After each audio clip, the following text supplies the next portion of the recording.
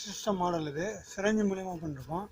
இதை ப்ரெஸ் பண்ணோம்னா 1/1 அப்படி ஃபுட்டு வந்து வாய், அதுக்கடுத்து 1 இறைப்பை, அதுக்கடுத்து கல்லீரல், எல்லாம் சேர்ந்து சிறுகுடல், பெருகுடல் எல்லா இடத்துக்கும் வந்து கடைசியாக வந்து இந்த